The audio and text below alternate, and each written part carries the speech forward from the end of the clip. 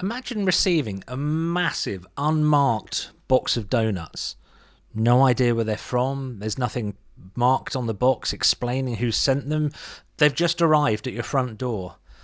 This happened to me, and as strange as it was, those donuts taught me an important lesson about public speaking. Do you remember your first time you gave a speech? I do. I was absolutely petrified. I was running on pure adrenaline. I was so worried that the audience wasn't going to be interested in what I had to say that I packed the speech full of what I thought were absolutely fascinating facts. I can remember sitting there in the front row, dreading my name being called out, but eventually it was. And our next speaker, Andrew Culture. Not my real name at the time, still isn't now, but that's not important.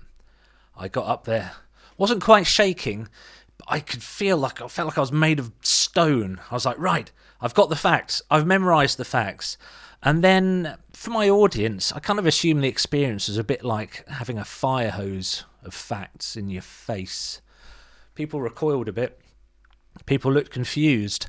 And despite the fact I was waving my arms around and trying to make the speech as exciting as possible, everyone was losing interest. How could they be losing interest? I'm putting so much into it. I'm telling them so many facts. But it was not a good speech. Somehow I was asked to give the same speech again by somebody in the audience who I'm guessing hadn't been paying a great deal of attention. So, different audience, different location, same topic. Oh my goodness, all these facts. What was I going to do? As I sat there again, still terrified, waiting for my name to be called, pondering the facts, they all start to drip out my head. And I was like, okay, why have I stopped concentrating on the facts here? And it's because I was thinking about this box of donuts that mysteriously arrived. Just turned up on my doorstep. Someone knocked on the door, delivery guy in a rush, handed me a big box, wasn't even any branding on it, opened it up. Huge donuts, massive. They were absolutely incredible. Some of the best donuts I have ever had. So I decided, instead of starting my speech by talking about who I was and why the facts I was talking about were so important, I got up and, for no reason I understood at the time, I started telling the audience about this box of donuts I received. And do you know what?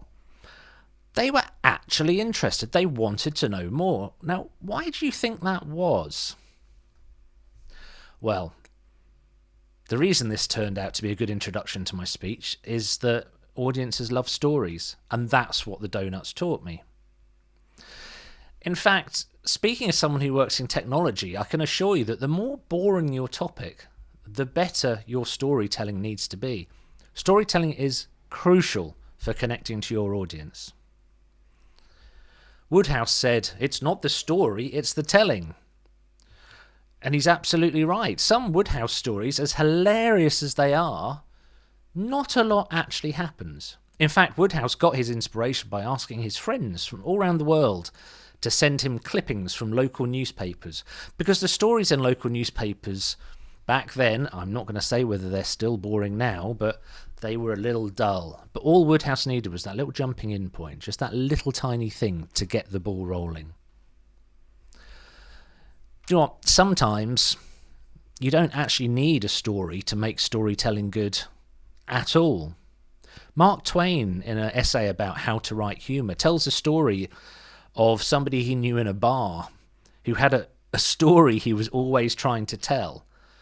But each time he started to talk and tell the story, he'd meander and he'd get distracted, and because the audience was reacting and laughing, he'd go into more details. And he was very funny, but never actually got any further than halfway through any of the stories. So, do you need a story at all? But I'm not going to tell you how to tell a story or how to not tell a story, but still be funny with it. Now, academics have done a lot of research into why storytelling is so important for communities and so important for human beings. And it's emotion. If you tell a story and you can connect on an emotional level in some way, the facts, the message, the whatever you're trying to get across, the impression you're trying to make, will cut through Now, this is often mistaken for meaning you have to use emotion in a negative way to really grab people's hearts. It doesn't have to be. Remember, laughter is an emotion. Shock is an emotion. I'm not going to list all the emotions. But I think storytelling is important to us still in this day and age for the same reason it was important all those many years ago when human beings started to speak to each other. It's just an innate part of how we communicate. And those people that are good at it tend to do well. Look at politicians, for example. Back when we were early humans, and I can barely remember past last Thursday if I'm honest, we needed to use stories to warn people of danger. All fairy tales are just stories telling children to stay out of the woods. So whatever your story is, whoever your audience is, you need to remember the importance of the conclusion. Remember that massive, mysterious box of donuts? Yeah, that box of donuts I was sent, the gorgeous, sumptuous donuts I keep talking about. I'd love to tell you where they're from and why, but I'm going to use another famous storytelling technique, and that's the cliffhanger. Thank you. This was a speech I prepared for a Toastmasters evening, and I thought I'd rehearse it and time it on camera. So I hope you found this interesting, and please comment if you want me to do more of these. I'm a great believer in testing speeches by recording them. So this time I'm sharing it. Like, subscribe if you want more. Thank you.